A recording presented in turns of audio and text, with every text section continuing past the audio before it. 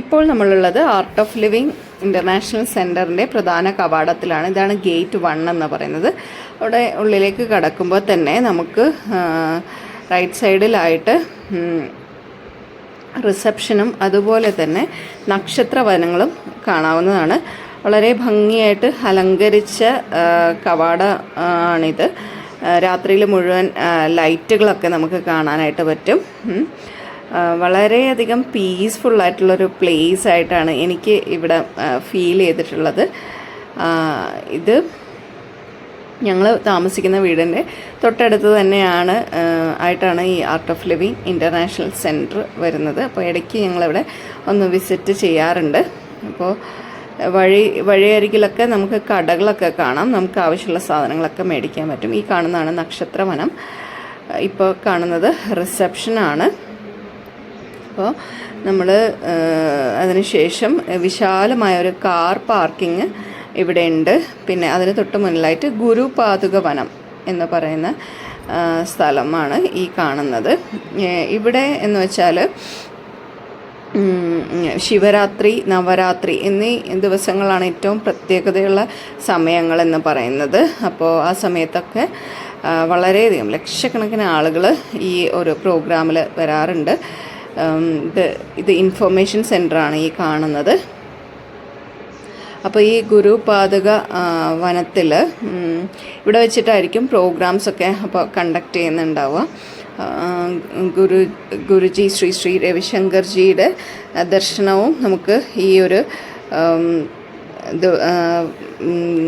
എന്താ പറയുക ഗുരുപാതുക വനത്തിൽ വെച്ചിട്ടായിരിക്കും. ശിവരാത്രി, നവരാത്രി ദിവസങ്ങളിൽ സത്സംഗ് അതുപോലുള്ള വിവിധ പരിപാടികൾ ഇവിടെ ഓർഗനൈസ് ചെയ്യാറുണ്ട്.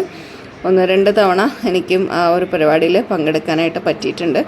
ഈ കാണുന്ന സ്ഥലത്താണ് ഗുരുദേവ് ശ്രീ രവിശങ്കർജി ദർശനത്തിനായിട്ട് ഇരിക്കുന്നുണ്ടാവുക. ഈ കാണുന്ന ഒരു പ്ലേസിലായിരിക്കും അദ്ദേഹം ഇരിക്കുന്നുണ്ടാവുക. അപ്പോൾ ഇവിടെ പുതിയതായിട്ട് പണി കഴിപ്പിക്കുന്ന ഒരു ധ്യാന കേന്ദ്രമാണ്. നിങ്ങൾക്ക് ഇവിടെ കാണാൻ പറ്റും. ലക്ഷക്കണക്കിന് ആളുകൾക്ക് ഒരുമിച്ച് ഇരുന്ന് മെഡിറ്റേറ്റ് ചെയ്യാൻ പറ്റുന്ന ഒരു സെൻറ്ററാണിത്. അവിടെ പണികളിങ്ങനെ നടന്നുകൊണ്ടിരിക്കുന്നത് നമുക്ക് കാണാനായിട്ട് സാധിക്കും. വളരെ പെട്ടെന്ന് തന്നെ അതിൻ്റെ വർക്കുകൾ പൂർത്തിയായി വരുന്നതായിട്ടാണ് എനിക്ക് കാണാനായിട്ട് സാധിച്ചത്. ഞങ്ങൾ വരുന്ന സമയത്ത് ഇത് ജസ്റ്റ് സ്റ്റാർട്ട് ചെയ്തിട്ടേ ഉണ്ടായിരുന്നുള്ളൂ. അപ്പോൾ ഇപ്പോൾ ഏകദേശം പണി പൂർത്തിയായി വരുന്നതായിട്ട് കാണാനായിട്ട് പറ്റുന്നുണ്ട്. ഈ ഒരു സ്ഥലം എന്ന് പറയുന്നത് വളരെ പീസ്ഫുള്ളും കാമുമായിട്ടാണ് എനിക്ക് എപ്പോഴും ഫീൽ ചെയ്യാറുള്ളത്. എപ്പോഴും നമ്മളൊരു ബാക്ക് ടു ഹോം എന്നുള്ളൊരു ഫീലിംഗ് എപ്പോഴും എനിക്കിവിടെ വരുമ്പോൾ കിട്ടാറുണ്ട്.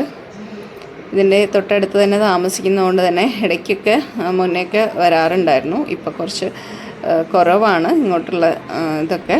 പക്ഷേ എങ്കിലും ഇവിടെ വരുമ്പോൾ എന്തെന്നില്ലാത്തൊരു പോസിറ്റിവിറ്റി എനിക്കെപ്പോഴും ഫീൽ ചെയ്യാറുണ്ട് ഇതിൻ്റെ ഈ നടപ്പാതയിലൂടെ നടക്കുമ്പോഴും ഒക്കെ. പിന്നെ ഈ കാണുന്നതാണ് വിശാല കഫേ എന്ന് പറയുന്നത്. ഇത് ആശ്രമത്തിൻ്റെ ഉള്ളിൽ തന്നെയുള്ള ഒരു ഹോട്ടലാണ്. അപ്പോൾ ഇവിടെ വെച്ചിട്ടാണ് ഞങ്ങൾ ഇന്ന് രാവിലെ ഫുഡ് ഒരു മസാല ദോശയൊക്കെ കഴിച്ചു. മസാല ദോശയും അതുപോലെ സെറ്റ് ദോശ, ആലു പൊറോട്ട, അങ്ങനത്തെ കുറേ ഐറ്റംസ് നമുക്ക് ഇവിടെ കിട്ടുന്നതാണ്. അപ്പോൾ കൂടുതൽ വിശേഷങ്ങളുമായി അടുത്ത വീഡിയോയിൽ കാണാം.